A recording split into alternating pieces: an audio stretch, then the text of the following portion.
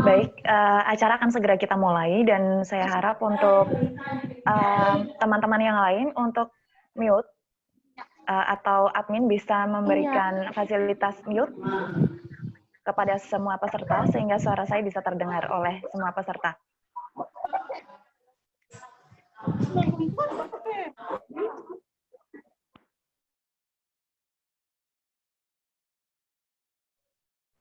Baik, terima kasih untuk admin.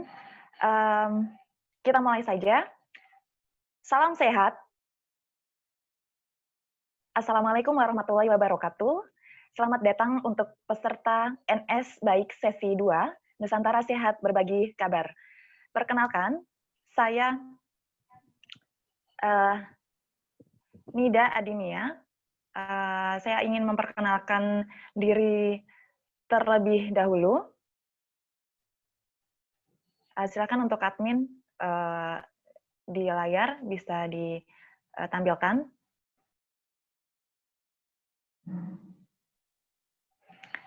Ini nama saya Nida Adinia. Saya lahir 28 tahun yang lalu. Oh, kecil ya suaranya ya. Halo, cek. Ya, saya sebelumnya menyelesaikan pendidikan terakhir saya di Universitas Aisyah Yogyakarta sebagai D4 Bidan Pendidik, dan sekarang saya sedang menjadi mahasiswi di Universitas Pajajaran Bandung sebagai Magister Ilmu Kebidanan. Pengalaman bekerja saya setelah ditugaskan sebagai penugasan khusus Nusantara Sehat Batch 3 di Puskesmas Kalike, Kabupaten Flores Timur, di Nusa Tenggara Timur. Saya menjadi relawan bencana gempa Lombok. Kemudian saya merupakan salah satu penulis antologi Nusantara Sehat seri 1. Kemudian Duta Nusantara Sehat di tahun 2019 dan menjadi fasilitator rapat koordinator Nusantara Sehat tim batch 9, 10, dan 11. Baik, bisa kembali ke flyer.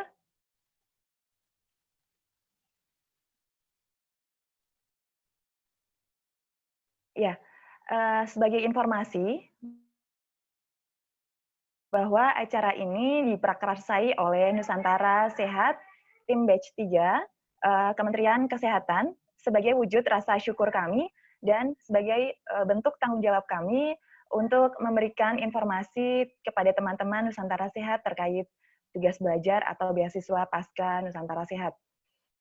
Acara ini akan dilaksanakan dalam beberapa seri, dan alhamdulillah ini menginjak ke seri yang kedua, bertajuk bagaimana sih cara isi dan data diri di Webtubel Nusantara Sehat.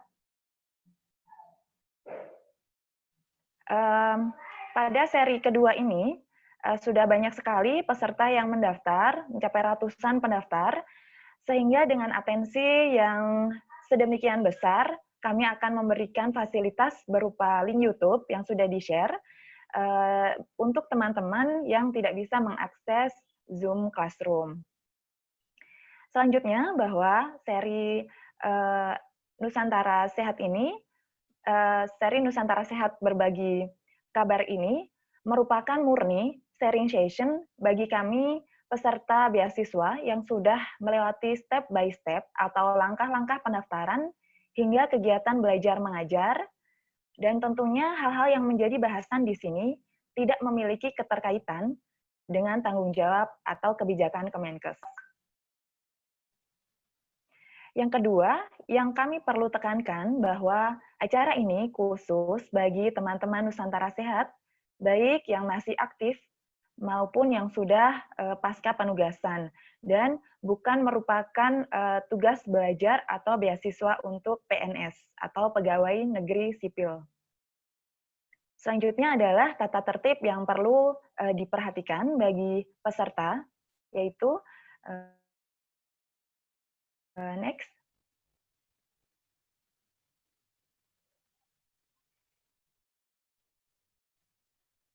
Yang pertama, pastikan koneksi internet Anda terhubung stabil. Ini merupakan kendala teknis bagi teman-teman yang ada di penempatan penempatan penugasan karena memang banyak sekali kemarin di link evaluasi menyatakan bahwa eee, internet yang tidak stabil mengganggu sekali jalannya acara. Karena, sharing session ini akan berlangsung 1 sampai 1,5 jam ke depan dan, Anda akan merasa terganggu jika koneksi internet tidak stabil. Mmm, link sharing session akan kami kirimkan melalui email, tadi sudah ya teman-teman. Kemudian, akses masuk bagi peserta dibuka 15 menit sebelum acara dimulai. Jadi tadi, memang teman-teman banyak sekali yang DM, maupun via WA chat bahwa, kenapa belum dibuka, karena memang kami membuka tepat jam 9.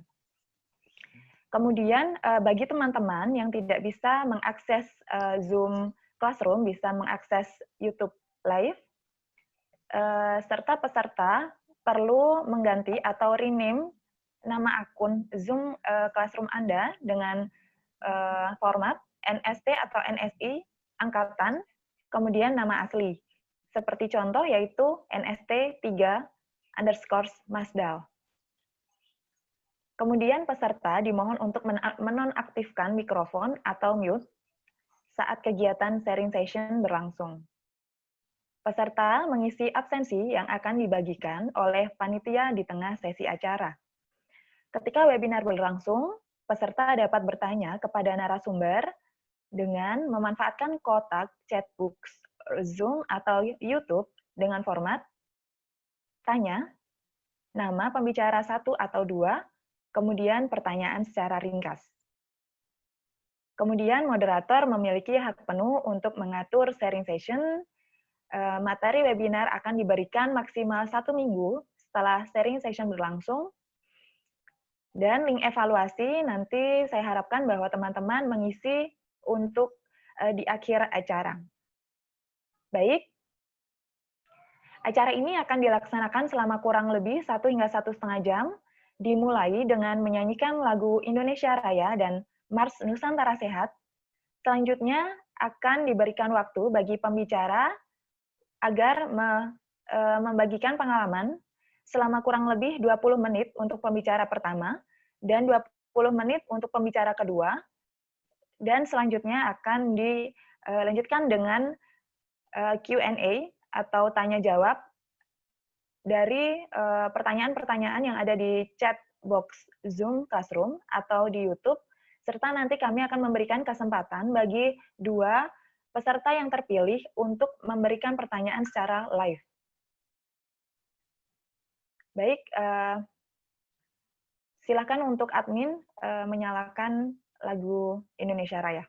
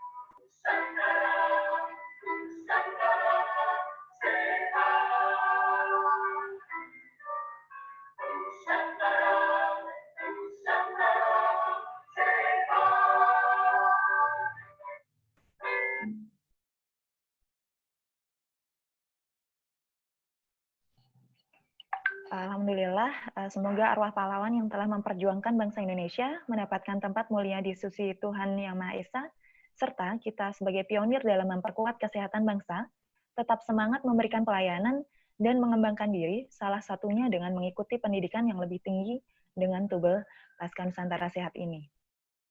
Baik, sudah hadir di tengah-tengah kita pembicara yang pertama, yaitu Kak Irma, di mana Kak Irma ini merupakan NST 3 di Puskesmas Derawan, di Pulau Derawan, Kabupaten Berau, Provinsi Kalimantan Timur. Beliau menyelesaikan pendidikan terakhirnya di Universitas Muhammadiyah Profesor Dr. Hamka sebagai sarjana ilmu gizi, dan sekarang sedang melaksanakan pendidikan di Universitas 11 Maret pada Prodi Magister Ilmu Gizi dengan Tubel Nusantara Sehat. Kemudian beliau pernah bekerja di PT KAI Indonesia, kemudian surveyor Puslitbangkes untuk program Nusantara Sehat Puskesmas Nang Tabung Kabupaten Maluku Tenggara Barat Provinsi Maluku, di Rumah Sakit Geraha Kedoya sebagai ahli gizi ACS Site, sebagai surveyor Puslitbangkes untuk program Nusantara Sehat Puskesmas Gaya Baru, Kabupaten Bone, Provinsi Sulawesi Selatan. Kemudian sebagai pendamping desa program penelitian Kampung Gizi Puslitbangkes di Tasikmalaya pada tahun 2018.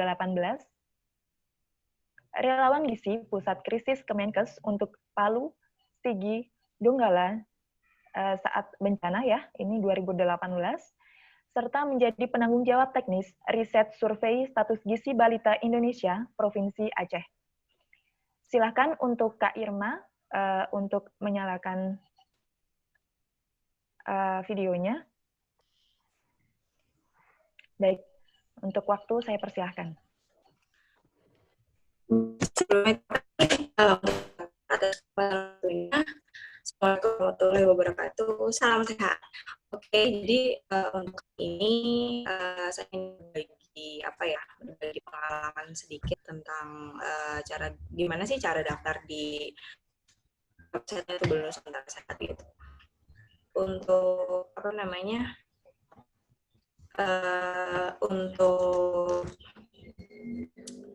untuk itu mungkin bisa dibantu sama teman-teman yang lain.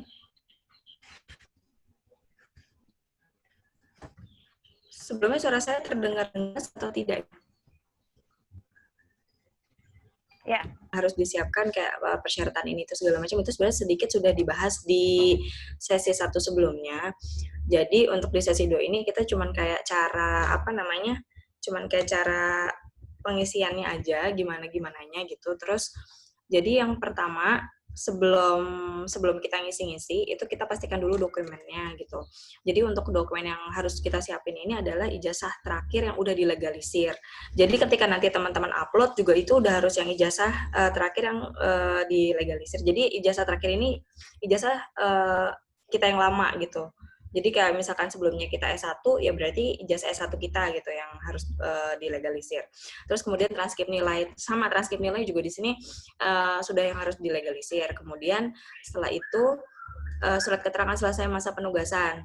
Jadi untuk surat keterangan selesai masa penugasan ini itu yang buat dari Dinas Kesehatan Kabupaten tempat kita bekerja dulu waktu di NS kayak gitu. Kalau yang ini nggak usah dilegalisir, jadi yang asli aja di scan gitu.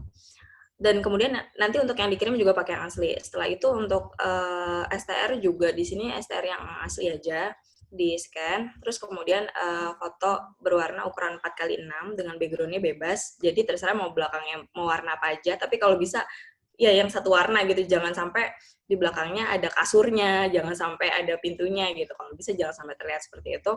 Kemudian untuk khusus untuk dokter dan dokter gigi, dokter umum dan dokter gigi di sini menggunakan surat rekomendasi profesi dari ID atau PDGI kayak gitu. Jadi dan usahain untuk seluruh dokumennya ini dalam bentuknya PDF atau JPEG atau JPG itu maksimal 100 KB maksimal ya. Jadi kalau dari pengalaman saya pribadi sih saya ngusahainnya di bawah 100 KB, jadi biar gampang untuk masukin ke websitenya Tubal Kemenkes gitu. Untuk websitenya teman-teman bisa lihat sendiri di tubelnusantarasehat.bppsdmk.kemkes.go.id.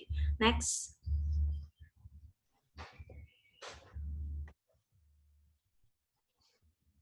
Baik, untuk selanjutnya, jadi bagi para peserta ini, bagi calon para peserta ini, jadi kita nih daftar dulu nih jadi teman-teman bisa lihat itu kan yang di lingkarin sebelah kiri itu kan ada tulisan form pendaftaran. Nah, jadi teman-teman bisa klik itu. Nah, kemudian nanti di sini akan keluar seperti ini kurang lebih tampilannya, memastikan terlebih dahulu peminatan yang dituju di institusi pendidikan penerima mahasiswa baru di tahun 2020, kemudian mengisi nama fakultas, prodi, peminatan harus benar sesuai data yang ada di institusi pendidikan, kemudian memastikan akreditasi prodi yang dituju di institusi pendidikan terakreditasi B oleh BANPT atau LAMPTKes. Jadi ini untuk akreditasi prodinya ini prodi yang mau kita tuju ya, misalkan kita ngincarnya UNS atau di UGM atau di UI.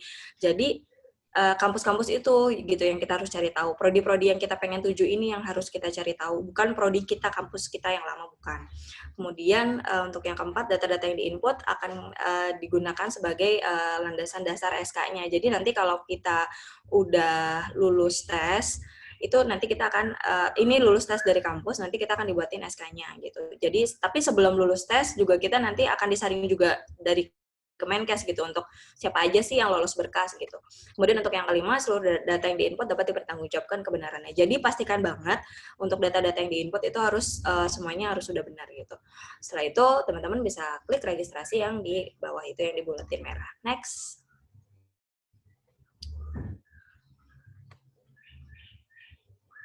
Baik, jadi ini untuk formulir pendaftarannya kurang lebih seperti ini. Jadi status pelamarnya, jadi nanti kita pilih Tubel Nusantara Sehat ya. Itu bagi teman-teman yang di luar dokter, baik dokter umum ataupun dokter gigi. Dan untuk yang dokter umum dan dokter gigi, teman-teman bisa pilih PPDS Nusantara Sehat. Kemudian untuk nama lengkapnya juga kita isi, ini nama lengkapnya nggak pakai gelar ya. Tapi kecuali apa namanya teman-teman, misalkan kalau teman-teman di KTP-nya ada yang pakai gelar ya silakan aja gitu. Kemudian untuk nicknya di sini adalah nomor induk kependudukan itu yang ada di KTP gitu. Terus kemudian tempat lahirnya, tempat lahirnya ini sesuai data-data di KTP. Kemudian nomor telepon rumah kalau ada diisi, kalau nggak ada ya udah gitu, bisa diisi nomor handphone kita juga.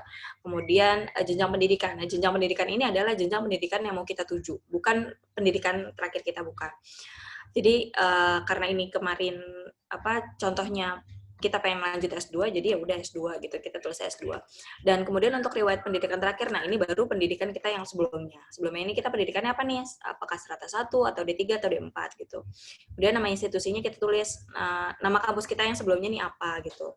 Program studinya juga yang sebelumnya nih apa, tempat institusi pendidikannya di mana, kayak gitu. Terus kemudian ini ada rata-rata IPK. Jadi untuk yang dikasih bintang itu wajib diisi semuanya. Next. Kemudian untuk data asal daerah Nusantara Sehat, nah jadi di sini adalah waktu zamannya kita waktu zamannya kita NS, ini dulu di mana sih gitu. Jadi kalau misalkan jadi saya ingatkan kembali, jadi untuk Tubel Nusantara Sehat ini nggak harus Nusantara Sehat tim batch gitu, tapi bisa juga dari Nusantara Sehat yang individu gitu. Jadi kalau misalkan ada yang salah kaprah, jadi banyak ya selama ini yang salah kaprah, disangkanya yang boleh ikutan Tubel itu hanya yang tim base gitu. Tapi ternyata tidak, semuanya bisa. Jadi contohnya kayak kemarin ini untuk Kak Guntari, contohnya ini dia di Provinsi Kalimantan Barat kemarin waktu zamannya NS. Kemudian kabupatennya ini Kabupaten Kuburaya, nama puskesmasnya di sini bisa diisi nama puskesmas kita masing-masing.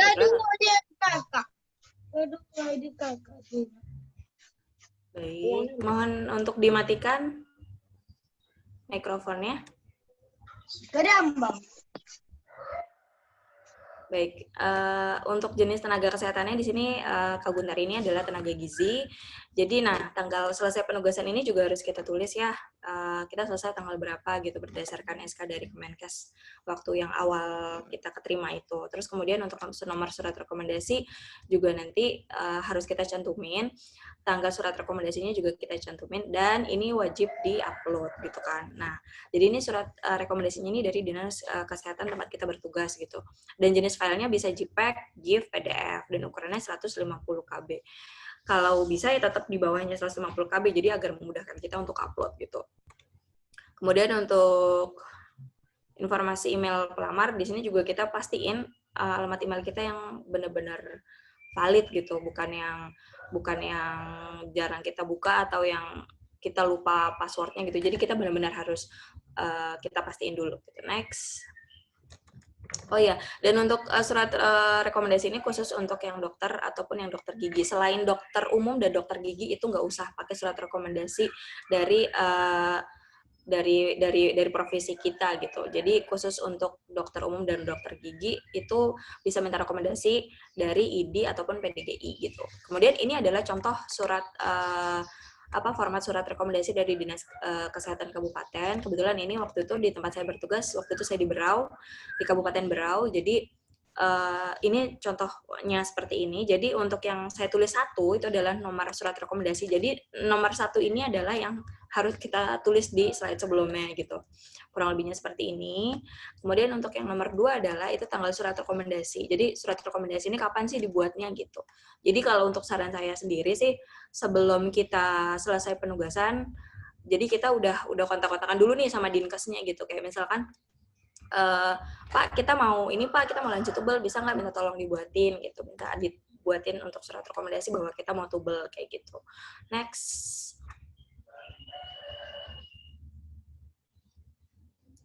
Dan oke. Jadi ini bentuk kurang lebihnya yang dari email. Yang dari email kurang lebih bentuknya seperti ini. Jadi yang setelah kita daftar kita akan dapat email, ada user ID dan ada passwordnya gitu kan. Nah terus jadi kita dapat email seperti ini. Makanya tadi saya tekanin lagi. Jadi pastikan benar-benar email yang aktif ya, bukan email yang kita lupa passwordnya atau ini itu segala macam. Karena akan ada konfirmasi ke email kita. Jadi user ID, password dan segala macamnya nanti kita untuk login di websitenya Tubel Nusantara Sehat itu tadi. Dan untuk statusnya ini kalau bisa jangan peserta dulu karena kita belum keterima nih ceritanya. Jadi kita pilihnya pelamar dulu. Statusnya kita pilih pelamar dulu. Nanti di situ akan ada beberapa pilihan. Kurang lebihnya seperti itu. Nanti kita masukin user ID dan kita masukin password, kemudian pilih login. Next. Oke, jadi nanti untuk di account settingnya, jadi ini kita bisa ubah email, jadi bisa kita isi email, user ID dan passwordnya juga bisa kita rubah gitu kurang lebihnya. Terus kurikulum vitae-nya ya kita isi data-data ini kayak foto gitu. Nah kalau foto ini, pas fotonya kalau bisa yang formal dengan dimensinya 170 pixel kali 226 pixel atau ukurannya kurang lebih di bawah 30 KB lah kurang lebih gitu. Terus kemudian data dirinya ini bisa diisi. Kalau kita misalkan setelah dari ANS kita udah kerja, boleh diisi alamat kantor yang baru. Atau kalau misalkan sebelum kita kalau misalkan kita belum kerja, kita bisa isi alamat yang waktu zamannya kita ANS dulu di mana gitu. Next.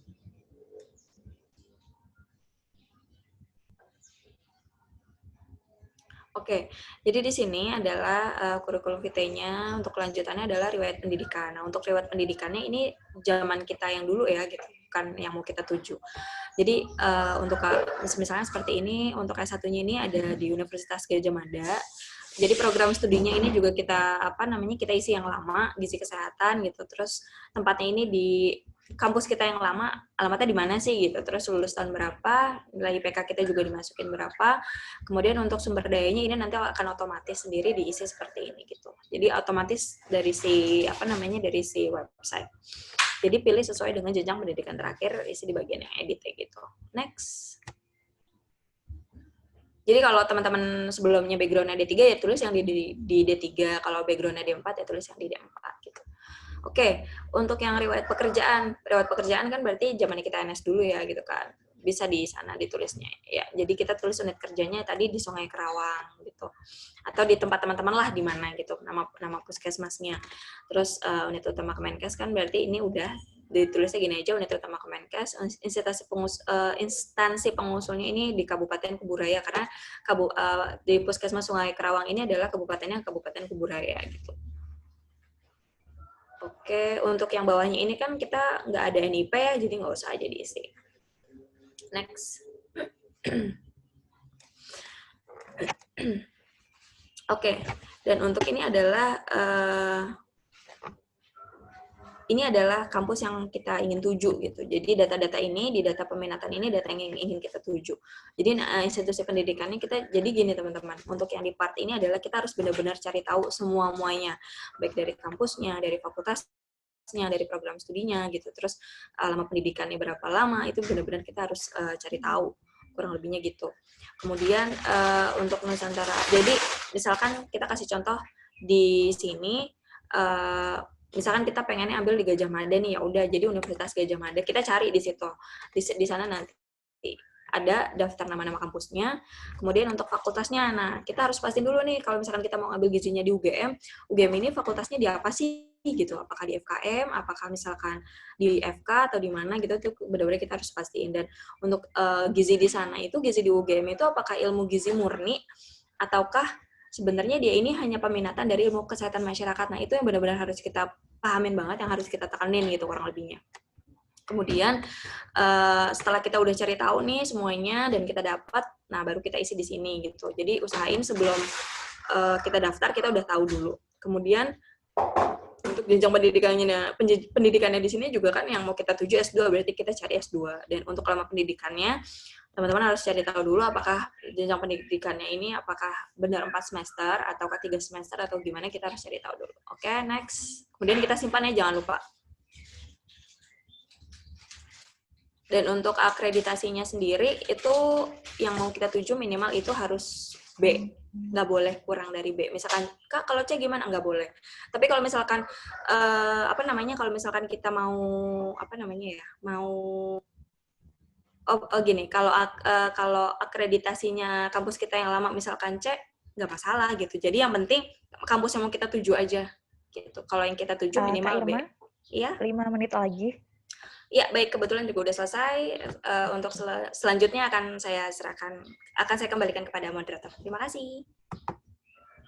Baik, alhamdulillah. Terima kasih Kak Irma untuk sharing session-nya, bagi-bagi pengalamannya. Yang jelas teman-teman udah mulai kelihatan titik cerahnya ya untuk mengisi biodata di form di Webtable.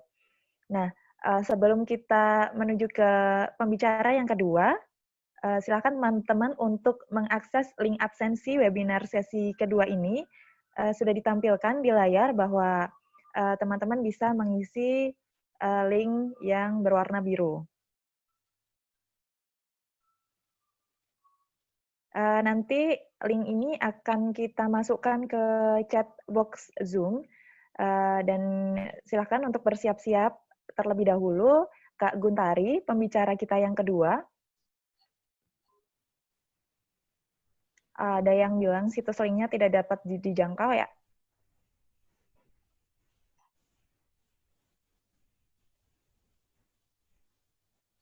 Coba teman-teman panitia bisa mengakomodir ya. Oke, selanjutnya saya akan memperkenalkan terlebih dahulu Kak Guntari. Jadi Kak Guntari ini siapa sih gitu? Pembicara kita yang kedua ini adalah seorang ahli gizi juga yang telah menyelesaikan sarjana gizi kesehatannya di UGM. Beliau orang Jogja asli. Di sini sudah ada terpampang Instagramnya.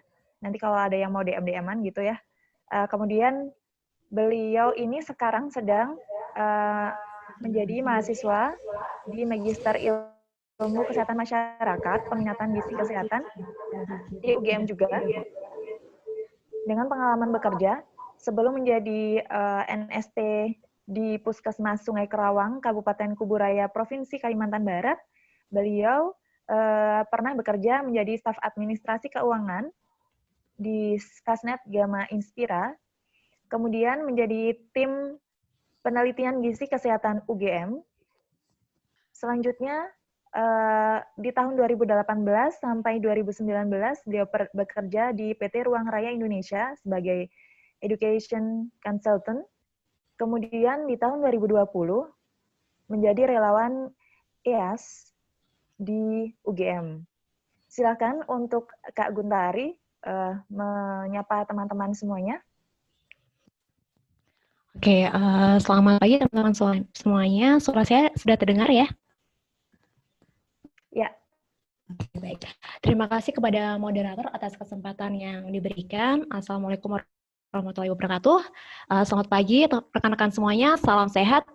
Sebelumnya saya mau berterima kasih kepada teman-teman Nusantara Sehat, baik yang masih di penempatan maupun yang sudah purna tugas, telah bergabung di webinar NS Baik ini. Perkenalkan, saya Guntari Mariastuti, saya aslinya dari Jogja, sebelumnya bertugas dan tergabung dalam Nusantara Sehat tim batch 3 di Puskesmas Sungai Kerawang, Kalimantan Barat untuk tugasnya, dan saat ini saya mengikuti program beasiswa Pasca Nusantara Sehat di UGM, angkatan 2019, jadi sudah kurang lebih 1 tahun ini. Dan saya mengambil minat gizi kesehatan untuk program studinya S2 Ilmu Kesehatan Masyarakat di FKUGM. Oke, untuk share sedikit ya teman-teman, saya kan ambil beasiswanya ini yang full, jadi bukan yang parsial. Jadi untuk pendaftarannya kan setiap pembukaan beasiswa Pasca Nusantara Sehat ini selalu di awal tahun. Jadi saya sambil menunggu pendaftaran beasiswa ini, saya melakukan kegiatan sebagai education consultant di PT Ruang Raya Indonesia atau Ruang Guru dan juga part-time konsultan gizi. Gitu. Selanjutnya, seperti yang sudah dijelaskan oleh Saudara Irma tadi, bahwa ada beberapa tahapan pendaftaran di website beasiswa Nusantara Sehat ini. Dan berkas apa yang harus dilengkapi, serta bagaimana aja cara untuk menguploadnya secara online. Oke, next slide. Oke, dokumennya mungkin sudah dipaparkan sebelumnya, ada ijazah terakhir, pendidikan terakhir kita, kalau saya S1 atau D3 mungkin, kemudian transkrip nilai, sertifikat atau surat selesai masa penugasan, dan juga STR yang masih aktif ya, jadi pastikan teman-teman STR-nya masih aktif saat mendaftar di beasiswa pasca NS ini. Oke, kemudian berkasnya itu tipe filenya adalah dalam bentuk JPG atau PDF dengan ukurannya maksimal 150 KB gitu ya, supaya bisa diupload dan dapat diverifikasi oleh Puskat Mutu. Kemudian untuk penamaan itu tidak menggunakan karakter seperti dan, tapi bisa menggunakan underscore atau tanda strip. Contohnya di bagian transkrip nilai ini, transkrip underscore nilai atau transkrip strip nilai. Nah, untuk nomor surat ini sesuai dengan yang tertera di ijazah maupun dokumen-dokumen tersebut ya. Nomor suratnya ditulis secara lengkap gitu. Kemudian untuk tanggal suratnya juga dicantumkan di sini. Kalau untuk ijazah dan transkrip ini kan saya memang berbeda karena transkrip nilainya keluar terlebih dahulu, kemudian ijazahnya saat wisuda gitu. Kemudian kita upload semua dokumennya itu, tinggal klik aja browse, kemudian pilih dokumen yang mau kita upload, dan setelah selesai kita upload semua, baru nanti disimpan. Otomatis akan tersimpan ya teman-teman. Jadi kalau untuk peserta Pasca Nusantara Sehat, dokumennya yang harus dilampirkan, saya ulangi lagi, ada ijazah terakhir, transkrip nilai, kemudian surat selesai masa penugasan, dan juga STR. Nah, untuk surat rekomendasi dari organisasi profesi itu khusus untuk dokter umum dan dokter gigi saja. Jadi untuk peserta PPDS maupun PPDGS itu wajib untuk menyertakan surat rekomendasi dari organisasi profesi. Ini bisa dari organisasi profesi di domisili teman-teman. Misalnya saya KTP Jakarta, tapi kemudian domisili di Jogja, maka bisa menyantumkan surat rekomendasi dari organisasi profesi di Yogyakarta saja. Setelah kita upload semua datanya, maka kita klik simpan di bagian bawah, ada persyaratan terkait peminatan. Oke, selanjutnya, next.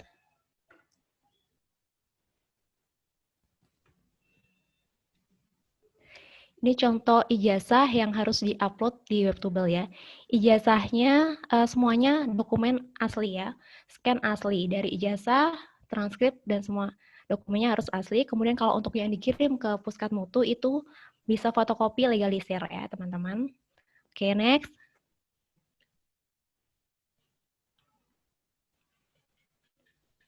Ini contoh transkrip nilainya ya. Oke, next.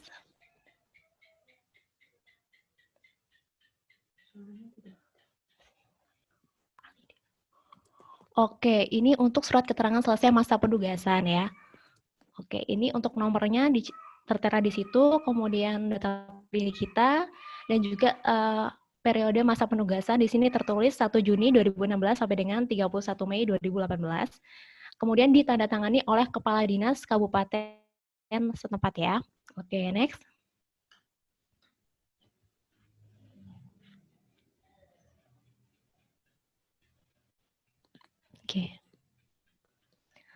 Oke, di sini ada data rekening. Nah, data rekening ini khusus untuk teman-teman yang sudah lolos seleksi akademik. Jadi, saya jelaskan ada 3 tahap atau alur pendaftaran beasiswa ini. Yang pertama tahap pendaftaran, itu mengirimkan semua data tadi yang sudah kita isi, berkas-berkasnya. Kemudian jika selesai atau lulus akademik dari kampus yang tuju, nanti kita buka lagi webnya, kemudian bisa mengisi data rekening ini. Data rekening peserta itu mencantumkan rekening BRI yang terbaru ya teman-teman. Jadi bukan rekening BRI saat kita tugas NS dulu, ataupun rekening pribadi BRI milik kita sebelumnya. Kemudian untuk nomor rekeningnya itu dicantumkan semuanya ya teman-teman. Di bagian buku tabungan itu, di bagian depannya kan ada tertulis nama kita, kemudian nomor rekeningnya, cabangnya di mana, kemudian di-upload ya, di foto di bagian depannya itu. Kita upload di web, kemudian sertakan juga nomor NPWP kita, dan juga di-upload di web. Untuk bukti registrasi, ini jika teman-teman sudah tercatat sebagai mahasiswa di kampus tersebut, atau teman-teman mendaftar sebagai beasiswa Pasca Nusantara Sehat yang parsial ya, jadi mencantumkan atau mengupload KTM dan juga KRS. Nah, bagi teman-teman yang baru saja lulus seleksi akademik, ini bisa disusulkan nanti untuk diuploadnya KTM dan KRS, tapi dipastikan sebelum batas waktu pengiriman atau konfirmasi ke pusat bahwa teman-teman sudah lulus akademik gitu ya. Oke, next.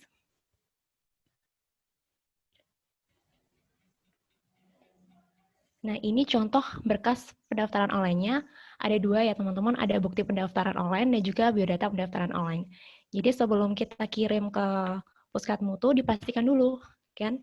Kita download dalam bentuk PDF, kemudian dipastikan datanya apakah sudah sesuai dengan data kita. Apakah sudah benar dari nama lengkap, tempat tanggal lahir, data pribadinya, kemudian juga bagian riwayat pribadi di biodata, itu apakah sudah benar. Bagian kedua ini riwayat keluarga, biasanya kalau belum menikah, ada nama ayah dan juga nama ibu kita, ataupun nama suami jika sudah menikah. Kemudian di bagian 3 ada riwayat pendidikan.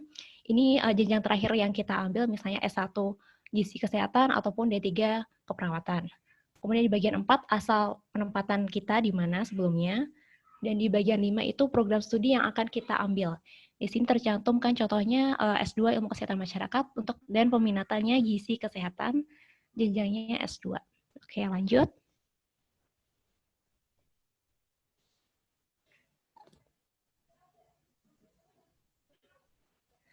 Oke, ini untuk pengiriman berkasnya ya. Jadi untuk tahap pendaftaran yang pertama setelah kita mengisi data diri dan mengupload dokumen-dokumen itu di website, nah kita perlu mengirim dokumen tersebut dalam bentuk legalisir atau fotokopian yang dilegalisir.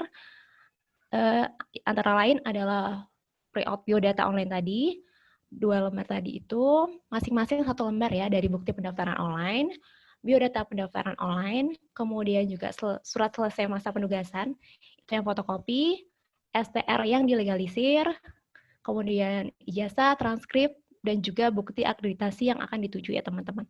Di sini tercantum di sini dari nomor 1 sampai nomor 6. Kalau untuk lampirannya nanti bisa di-download di website. Oke, baru kita kirimkan ke Puskat Mutu. Untuk yang nomor 7, lulus seleksi akademik itu kita kirimkan lagi nanti jika kita sudah lulus seleksi akademik di kampus yang dituju. Oke, next.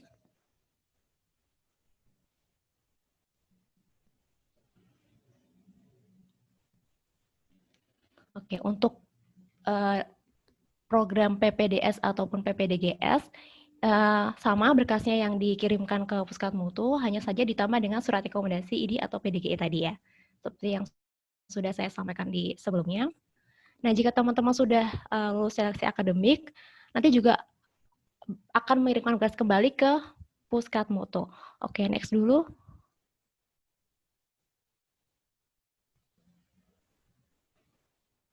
Nah, ini ya teman-teman.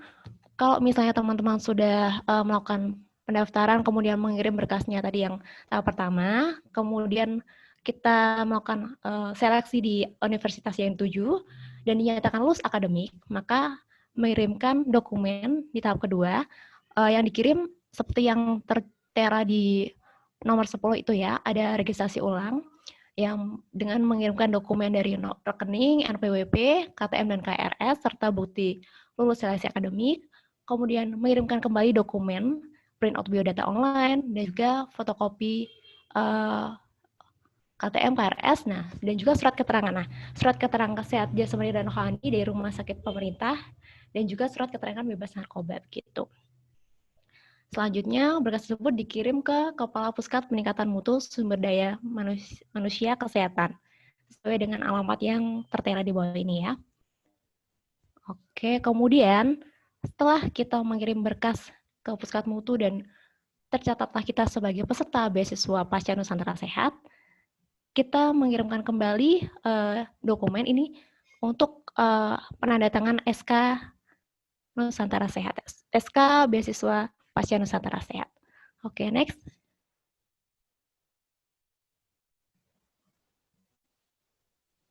Nah, ini contoh surat pengumuman kelulusan tes di kampus tujuannya ya. Ini di Universitas 11 Maret. Secara kolektif, cari nama kita di mana, kemudian kita stabilo atau kita tandai. Oke, next.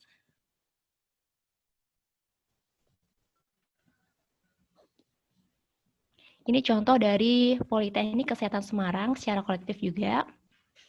Ini nanti yang akan di-upload dan dikirim ke Puskat Mutu. Ini dari Universitas Gadjah Mada, by name ya, kepada siapa namanya, Guntur University, tercatat sebagai siswa atau mahasiswa dari Magister Ilmu Kesehatan Masyarakat. Oke, next.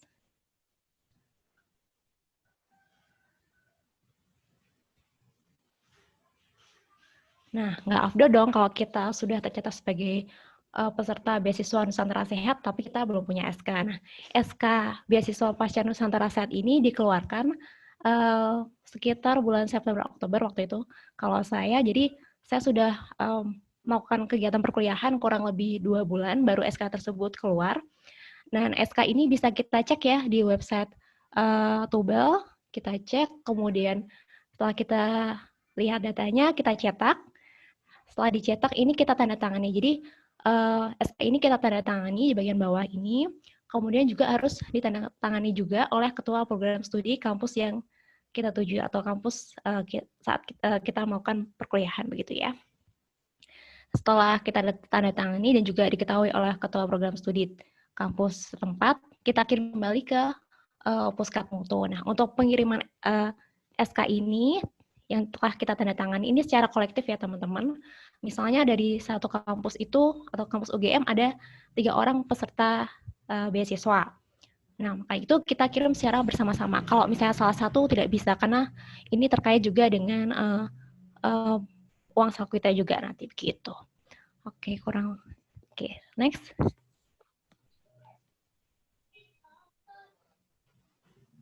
Oke, baik. Terima kasih atas waktu yang diberikan.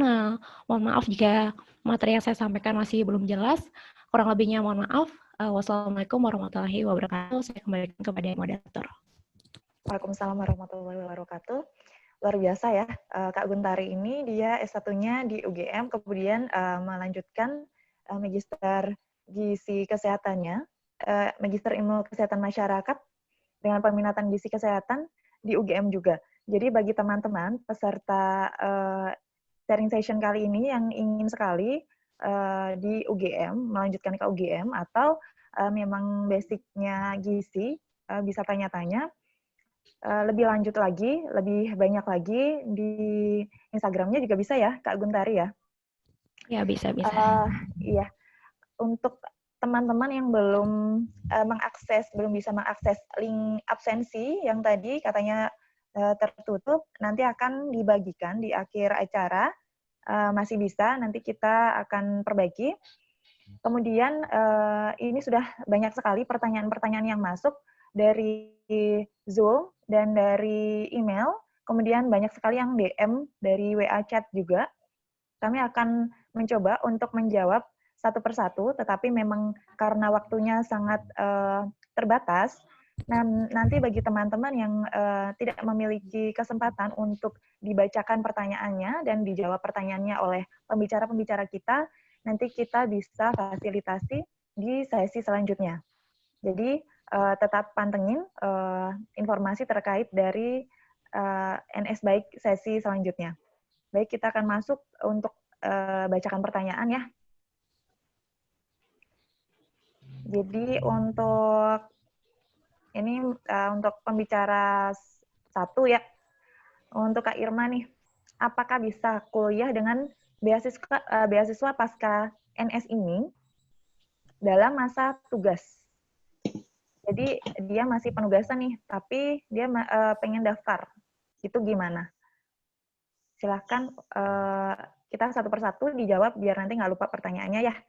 Oke, silakan Mbak Irma. Ya, baik, siap Kakak Nida sebagai moderator untuk kali ini. Jadi untuk pertanyaannya tadi, bisa nggak gitu kita daftar ketika kita masih dalam penugasan? Kalau bisa atau tidak, ini penugasannya berapa lama dulu nih misalkan. Tapi kalau biasanya pendaftaran untuk Tubel itu, kalau dari yang udah-udah ya, dari tahun 2018 dan dari tahun 2019, itu dibuka di akhir tahun, di bulan Desember kisarannya. Jadi untuk pendaftaran itu biasanya di kisaran Desember sampai Januari untuk pendaftaran Tubelnya. Jadi teman-teman bisa pantangin aja. Dan kalau untuk misalnya teman-teman misalkan itu kan dibuka dari Desember Januari. Misalkan teman-teman selesainya di bulan Februari nih. Ya kalau mau daftar nggak apa-apa gitu. Toh juga kan ketika nanti itu udah tutup dan ketika nanti ketika pembukaan kampus itu kan teman-teman berarti udah bisa daftar, itu nggak apa-apa. Pengalaman dari teman kita juga dulu ada yang kayak gitu. Cuman alangkah lebih baiknya kalau sabar nunggu dulu aja di tahun berikutnya. Tapi itu tadi kalau yang bedanya cuma bulannya sedikit nggak masalah ya, nggak terlalu masalah. Tapi kalau bedanya misalkan teman-teman nih selesai masa baktinya atau selesai penugasannya misalkan bulan September, terus pendaftarannya di bulan Desember tahun sebelumnya gitu. Ya kalau bisa jangan gitu, karena tesnya itu bukan bulan September, tes kampusnya itu bukan bulan September, tes kampusnya itu sekitar bulan Mei. Kalau di UNS kemarin Mei, kebetulan saya di UNS dan itu di bulan Mei. Jadi itu akan ganggu banget sama penugasan kita nanti di penempatan gitu. Jadi lebih baik dicoba di tahun berikutnya aja. Karena kan saya juga kayak gitu waktu itu mau coba daftar di tahun 2018. Saya nggak berani karena saya masih selesai di bulan Mei gitu kan, dan khawatir gimana-gimana, jadi emang lebih baik ditunggu aja di sesi berikutnya, karena untuk tubal sendiri itu masih batasnya 3 tahun setelah kita selesai NS kok gitu, jadi sabar aja. Kalau menurut saya sih kayak gitu. Oke. Terima kasih Kak Nida. Oh ya, oke. Berarti ini ya Kak, kalau rentangnya kita itu lama, berarti kita mending nggak usah dulu daftar untuk Betul. tubal yang tahun ini gitu ya. Betul. Kalau Tapi kalau penugasannya ternyata masih lama gitu ya. masih lama, Tapi kalau udah tinggal sebulan atau 2 bulan, sedangkan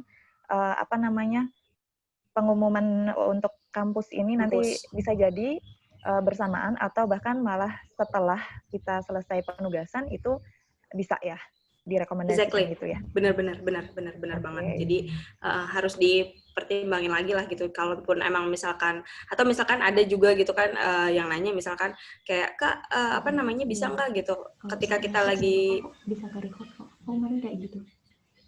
Misalkan kita lagi lagi di baru masuk NS nih, terus tiba-tiba kayaknya pengen tubel deh. Mohon maaf nggak bisa kalau kayak gitu ya. Ntar dulu sabar-sabar aja ya, kan masih lama juga gitu kan, selesain aja dulu lah NS-nya gitu. Nanti baru kita ikutan tubel lagi gitu Kak.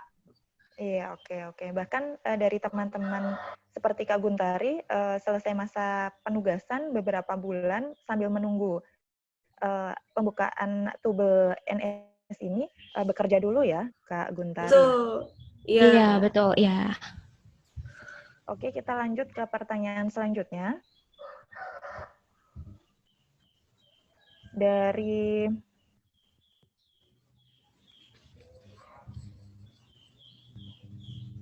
Kak Ayu Irwina, NSI 8, berapa tahun syarat tubel?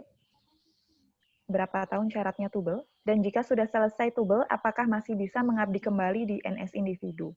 Atau mungkin pertanyaannya lebih ke berapa kali kesempatan atau berapa tahun kesempatan setelah kita pasca penugasan mungkin ya, masih bisa untuk mendaftar NS ini, tubel NS ini.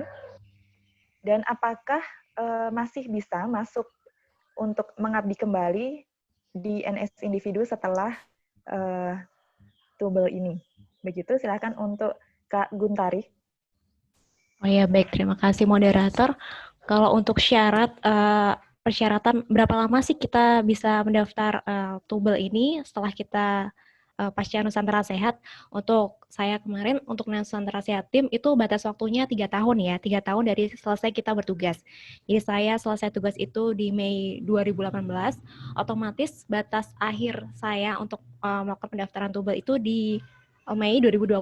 Jadi tahun depan misalnya saya tahun ini belum ngambil beasiswa pasca Nusantara Sehat ini, otomatis kesempatan saya terakhir untuk mengambil beasiswa tubel ini di Januari 2021 begitu. Kemudian misalnya nih kita ikut Nusantara Sehat Tim, kemudian berlanjut ke Nusantara Sehat Individu. Kita udah selesai 2 tahun Nusantara Sehat Individu. Apakah boleh sama ya persyaratannya seperti yang sudah dijelaskan di sesi 1 sebelumnya, bahwa pasca Nusantara Sehat Tim maupun Nusantara Sehat Individu memiliki hak yang sama untuk mendaftar di beasiswa pasca Nusantara Sehat. Kemudian, apakah setelah menyelesaikan beasiswa pasca Nusantara Sehat ini mau mendaftar kembali menjadi Nusantara Sehat Individu, itu bisa banget ya, bisa banget. Gitu, boleh banget gitu. Asalkan misalnya gini, kita sudah daftar Nusantara Sehat Individu, kemudian kita sudah lokus nih, sudah di penempatan, kemudian kita daftar beasiswa, itu tidak bisa. Jadi harus salah satu ya teman-teman, begitu. Itu moderator.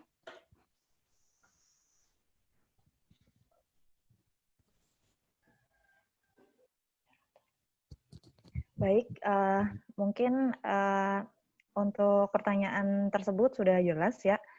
Kemudian pertanyaan selanjutnya untuk Kak Ilma nih. Surat rekomendasi dan surat selesai masa tugas itu sama atau beda sih gitu. Ini pertanyaan dari Kak Tiara NST 9. Karena sepengetahuan Kak Tiara ini berbeda. Nah, jadi surat rekomendasi untuk mengikuti tubel dan surat rekomendasi selesai masa penugasan itu berbeda atau sama. Begitu, silakan untuk Kak Irma menjawab. Siap, terima kasih untuk Kakak Nida sebagai moderator. Jadi jawabannya beda banget.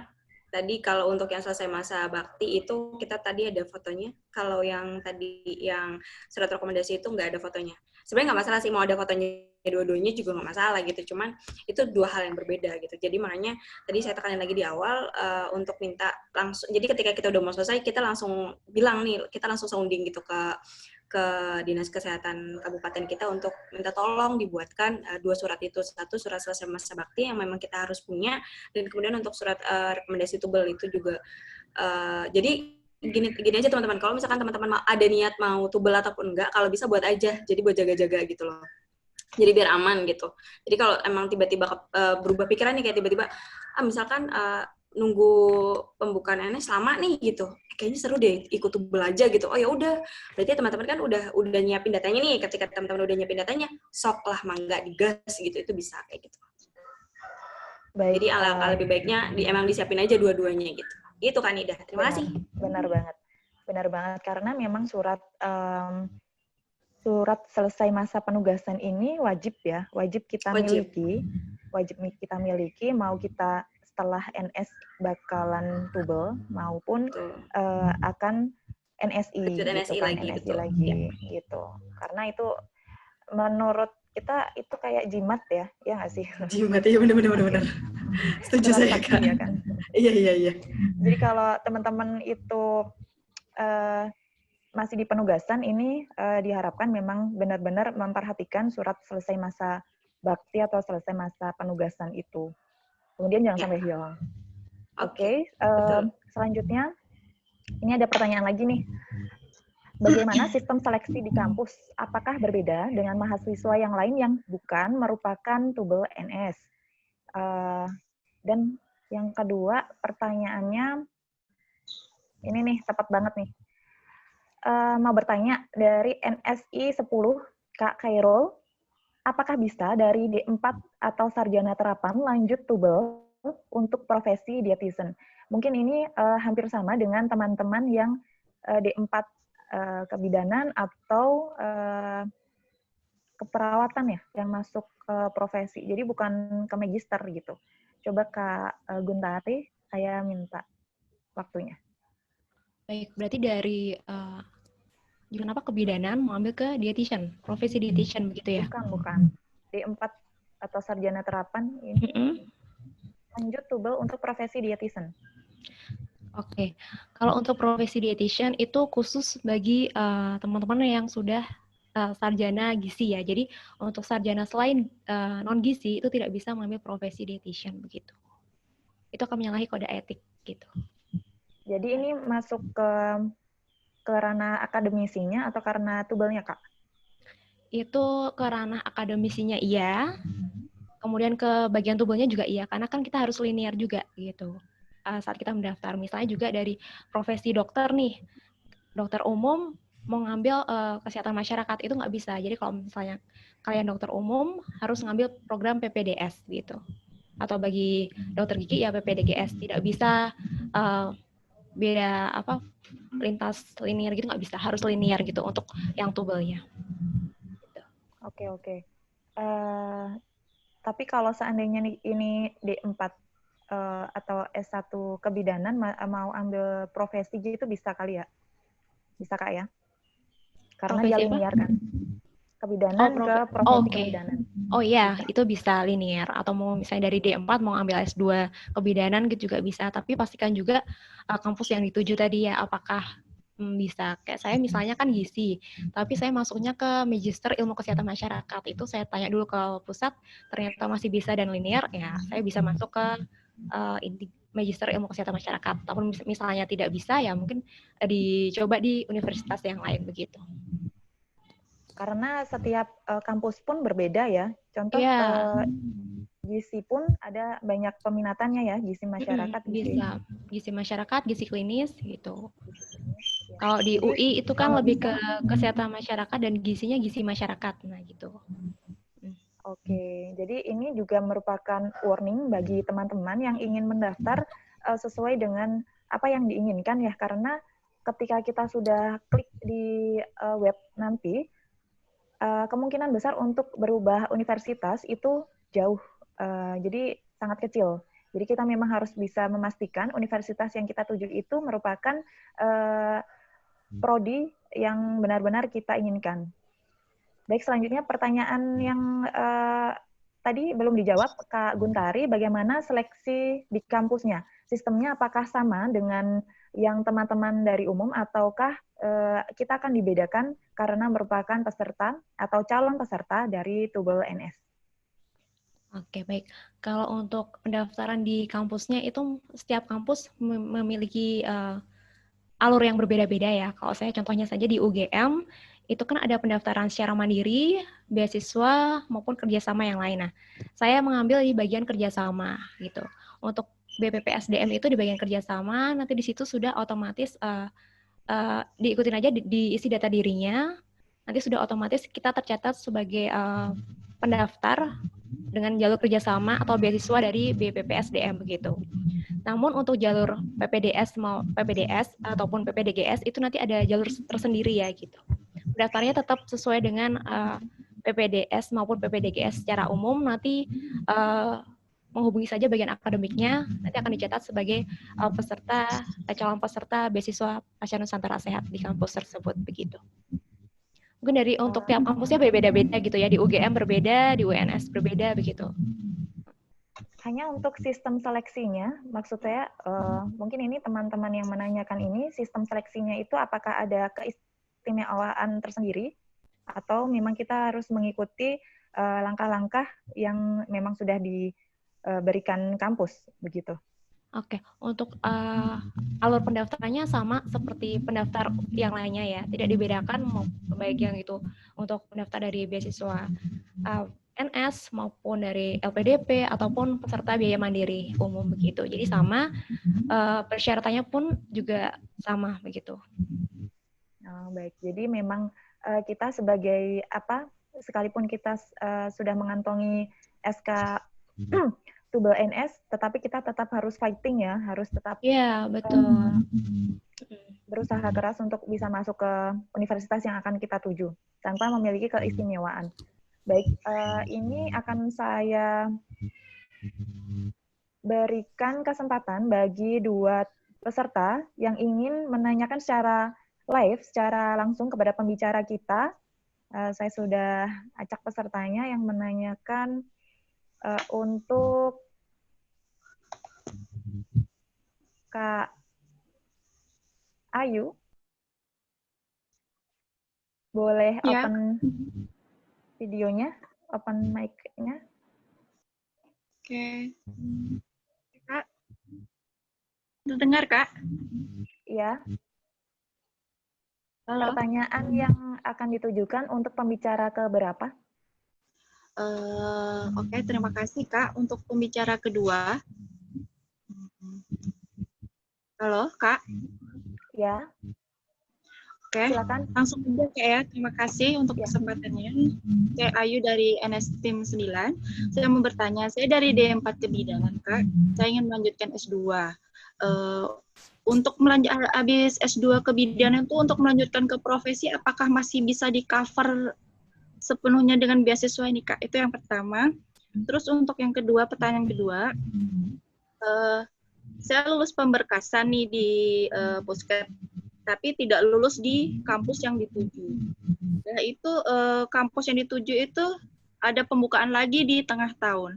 Apakah saya harus mengulang lagi pemberkasan di Puskes atau menunggu tahun depan lagi, Kak? Terima kasih.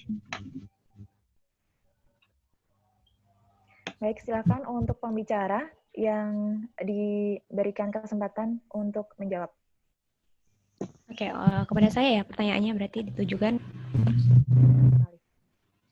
Oke, untuk D4 kebidanan, kemudian melanjutkan S2 Magister Kebidanan, itu kan di-cover oleh beasiswa NS. Kemudian mau melanjutkan lagi ke profesi, itu tidak bisa di-cover ya. Jadi yang di-cover oleh Kemenkes hanya S2-nya saja, gitu. Hanya satu kali saja kita bisa daftar sebagai peserta beasiswa Pasca Nusantara Sehat.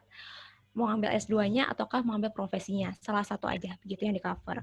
Kemudian jika teman-teman sudah lolos seleksi berkas administrasi di Puskat Mutu, namun tidak lolos di kampus yang dituju, tapi ada pendaftaran di tengah-tengah. Nah, teman-teman tetap harus mendaftar dari awal lagi, registrasi dari awal lagi, tahapan awal di website Nusantara Sehat. Karena itu akan mempengaruhi nomor registrasinya ya teman-teman.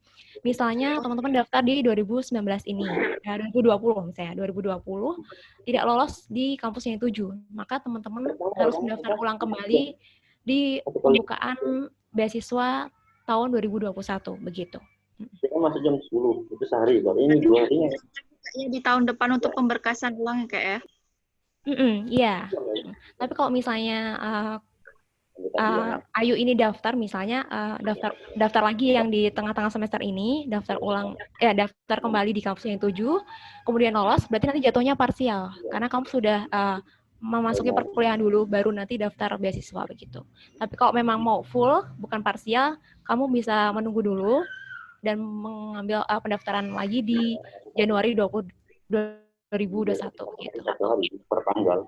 Pemberkasan ini adakah masa berlakunya, Kak?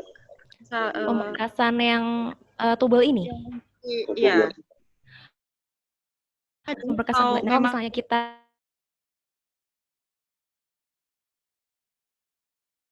ikut seleksi di akademik di kampus yang dituju, namun tidak lolos, itu kita hangus, berkasnya itu sudah nggak bisa digunakan lagi, jadi kita harus daftar ulang kembali di tahun berikutnya, begitu.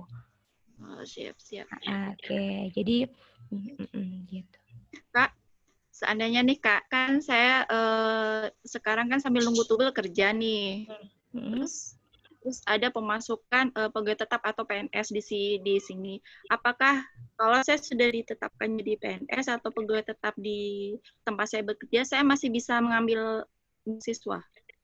Oke, misalnya Ayu ini sudah diterima sebagai PNS ya, tercatat sebagai PNS, tidak bisa mengambil beasiswa Pasca Nusantara Sehat ya, begitu. Mungkin nanti bisa mengikuti beasiswa di jalur PNS itu tadi gitu, karena kan ini berbeda jalurnya begitu. Siap Kak, terima kasih ya Kak. Ya, sama-sama. Iya, untuk PNS, teman-teman juga banyak sekali di pertanyaan dari sesi kemarin terkait dengan tubel Nusantara Sehat ketika sudah menjadi PNS. Jadi untuk pegawai negeri sipil sendiri itu sebenarnya memiliki tubel. Jadi memiliki tubel sendiri, nanti kaitannya dengan instansi yang terkait. Jadi kalau memang PNS-nya berada di Pemda, berarti nanti mengurusnya di Pemda, tetapi kalau merupakan PNS Kementerian Kesehatan, maka nanti memiliki kesempatan sendiri, jadi bukan ikut kuota yang tubel NS, begitu. Dan memang sudah saya tekankan dari awal tadi, di awal acara, bahwa acara sharing session NS tubel NS ini merupakan khusus untuk NS yang pasca penugasan. Jadi memang pasca atau sudah menyelesaikan penugasan, begitu. Kemudian teman-teman yang PNS juga sudah saya warning dari awal, karena memang di seri itu juga kemarin sepertinya banyak pendaftar yang menanyakan hal serupa untuk ada satu lagi penanya yang akan saya berikan kesempatan bertanya secara live, Dr. Jessi di NSP 12 bisa open videonya. Halo Dr. Desi. Aku dadar.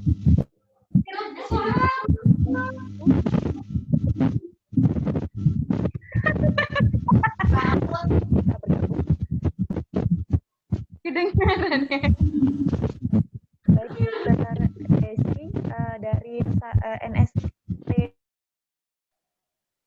12, silahkan untuk mengajukan pertanyaan. Halo. Ya, Dengaran boleh. Ya, suaranya sedikit kecil. Bisa diperjelas? Baiklah, saya Dr. Desi dari NS Tim 12. Mau bertanya, berarti kalau mau ikut tubal NS, kita harus lulus dulu kah di kampus yang kita tuju, baru kita daftar itu, atau kita bisa ikut aja dulu berkasnya, baru lulusnya belakangan? Karena kalau kayak kami kan tuh PPDS agak susah masuknya gitu. Apakah ada masanya atau gimana? Baik, silakan untuk Kak Irma. Pembicara pertama bisa menjawab pertanyaan Dr. Desi NST 12. Ya, baik. Terima kasih untuk Dr. Desi. Jadi, kalau untuk mau daftarnya yang mana dulu, apakah yang di kampusnya atau yang di berkas Kemenkesnya?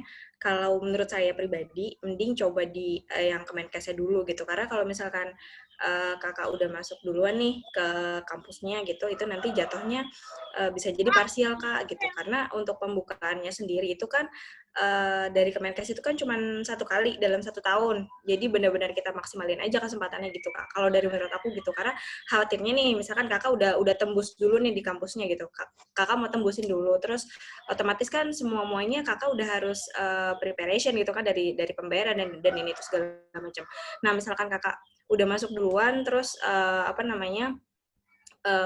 jadi biasanya kan pembukaannya itu duluannya Kemenkes, Kak. Pembukaan pendaftarannya. Jadi kalau menurut saya tetap itu aja dulu. Karena misal tadi seperti sudah saya bilang, kalau misalkan kakak mau daftarnya di kampusnya dulu, baru daftar ke Kemenkes, itu kan udah lewat. Kalau udah lewat, berarti kakak nanti jatuhnya parsial. Kalau parsial, berarti kakak itu nanti dibayarkannya yang berikutnya, Kak.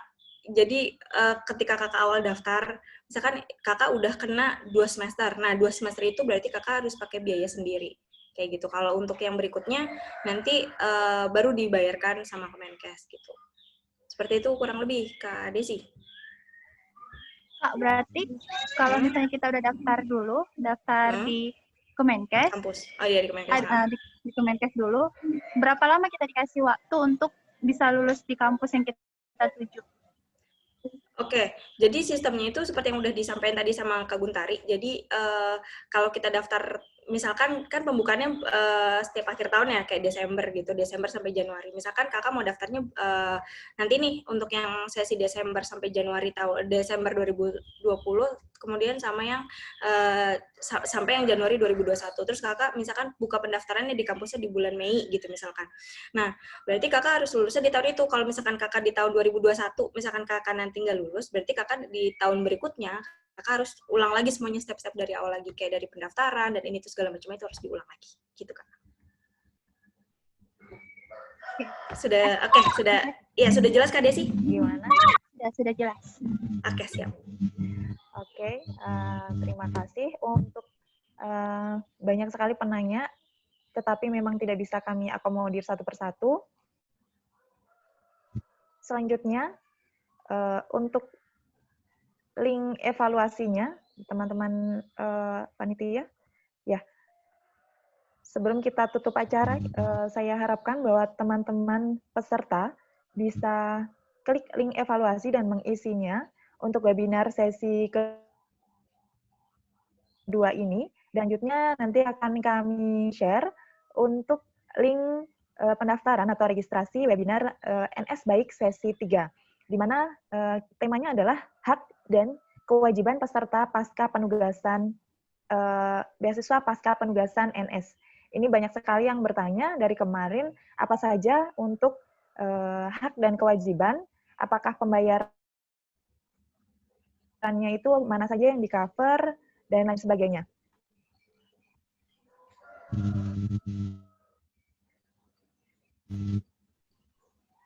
Ya, untuk link evaluasi ini harap diisi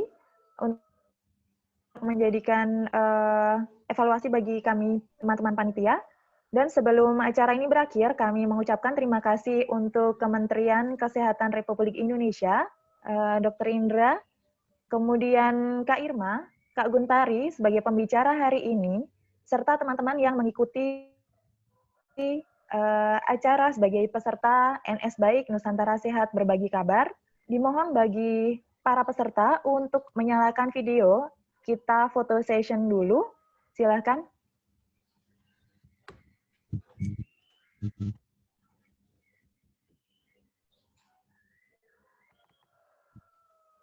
Untuk teman-teman panitia bisa menghitung mundur untuk sesi fotonya.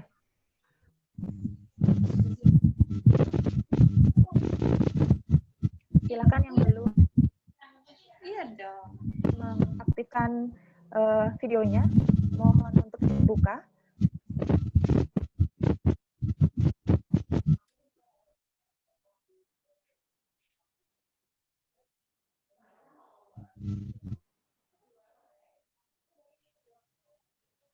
Bagaimana panitia? Sudah bisa kita mulai untuk sesi fotonya? Baik. 3, 2, 1.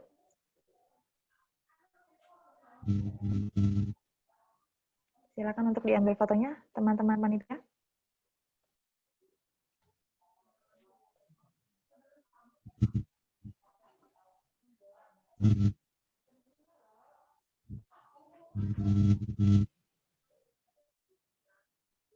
Tunggu sebentar, teman-teman.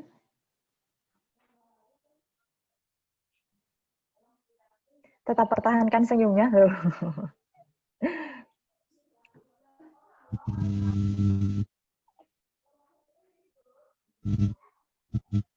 Kita menunggu sampai semua teman-teman menyalakan videonya.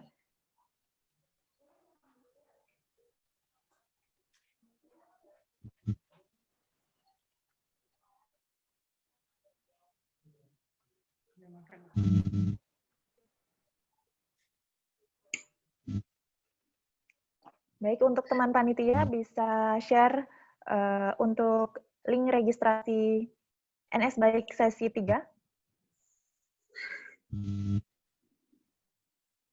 Jangan lupa bagi para peserta untuk subscribe YouTube kami, kemudian follow IG NS Baik.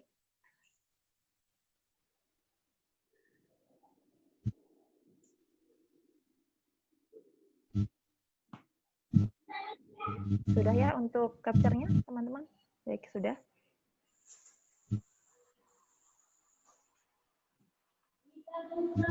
Untuk link registrasinya belum ada ya? Belum share.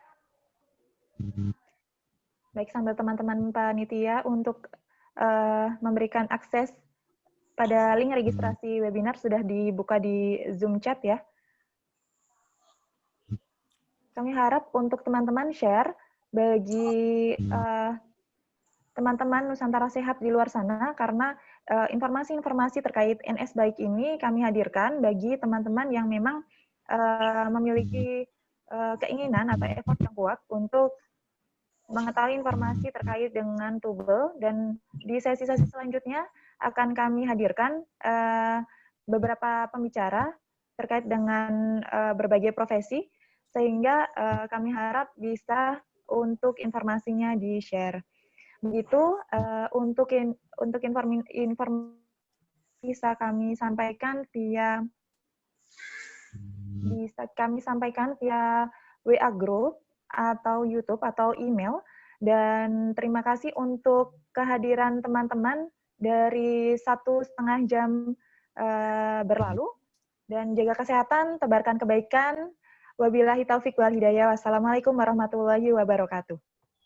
Waalaikumsalam warahmatullahi wabarakatuh. Waalaikumsalam warahmatullahi wabarakatuh. Waalaikumsalam warahmatullahi wabarakatuh. Warahmatullahi wabarakatuh. Sesi 3 Waalaikumsalam warahmatullahi wabarakatuh. Terima kasih. Izin les. Waalaikumsalam warahmatullahi wabarakatuh. Izin.